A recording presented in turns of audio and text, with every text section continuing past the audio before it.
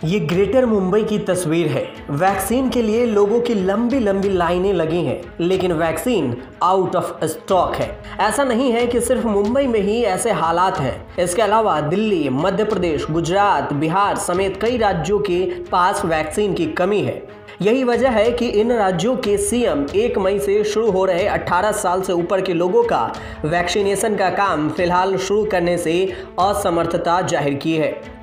कई राज्यों ने तीसरे चरण के वैक्सीनेशन को लेकर हाथ खड़े कर दिए हैं। कई राज्य सरकारों का कहना है कि 1 मई से उनके यहाँ वैक्सीनेशन अभियान का तीसरा चरण शुरू नहीं हो पाएगा और इसकी वजह उन्होंने वैक्सीन की किल्लत बताई है। मध्य प्रदेश के सीएम शिवराज सिंह चौहान ने इसकी पुष्टि करते हुए कहा कि हमने कोविशील्ड और कोवैक्सीन दोनों ही वैक्सीन के लिए कंपनियों से ऑर्डर किए थे, लेकिन उनसे संपर्क करने पर उन्होंने बताया कि 1 मई तक वैक्सीन डोज उपलब्ध नहीं हो पाएगी।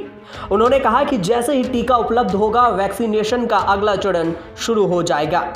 गुजरात में भी कुछ ऐसा ही आलम है। गुजरात के सीएम विजय रूपानी का कहना है कि 1 मई से वैक्सीन शुरू करने की कोशिश कर रहे हैं, लेकिन अब तक वैक्सीन का पूरा स्टॉक नहीं आया है। वैक्सीन उपलब्ध होने के बाद 15 मई तक पूरी तरह से वैक्सीनेशन शुरू हो पाएगा।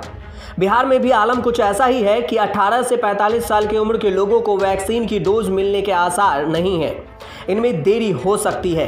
बिहार में 1 मई को वैक्सीनेशन का तीसरा चरण शुरू होगा। वैक्सीन के किल्लत के बीच यह फैसला लिया गया है कि उसमें देरी हो सकती है। इसके अलावा पंजाब, ओडिशा, जम्मू कश्मीर सरकार ने भी 1 मई से नया चरण शुरू होने में असमर्थता जताई है। अब सवाल यह बनता है कि देश भर में वैक्सीनेशन की शुरुआत जोर शोर से की गई, इसके बाद वैक्सीन की कमी कैसे? दरअसल केंद्र सरकार ने कोरोना के बढ़ते मामलों को देखते हुए 1 मई से 18 साल से अधिक उम्र के लोगों के लिए वैक्सीनेशन का प्लान रखा था, लेकिन शायद केंद्र कंपनी से इस बात की पुष्टि नहीं कर सकी कि उनके पास वैक्सीन स्टॉक है या नहीं। अब राज्य के पास वैक्सीन नहीं है और राज्य सरकार द्वारा वैक्सीन कंपनी से वैक्सीन की डिमांड करने पर कंपनी का कहना है कि इतने वैक्सीन को तैयार होने में वक्त लगेगा। आपको बताते चलें कि हाल ही में केंद्र सरकार ने सुप्रीम कोर्ट से कहा था कि उसे 11 करोड़ वैक्सीन सीरम से मिलेगी, 5.5 करोड़ भारत बायोएनटेक से।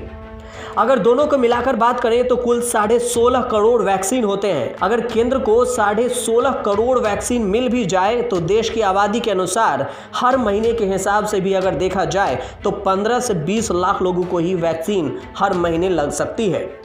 अगर वैक्सीन के डोज की बात करें तो 30 से 32 करोड़ वैक्सीन ही लग पाएगी।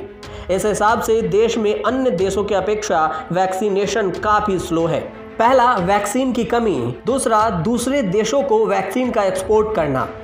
125 करोड़ की आबादी वाले देश में वैक्सीन प्रोडक्शन की रफ्तार भी धीमा है और वैक्सीनेशन का काम भी। कोरोना को मात देने के लिए जो सबसे मुख्य काम है वो है वैक्सीनेशन। अगर वैक्सीनेशन की देश में कमी होती है तो रोजाना कोरोना के आंकड़ों में बढ़ोतरी होगी।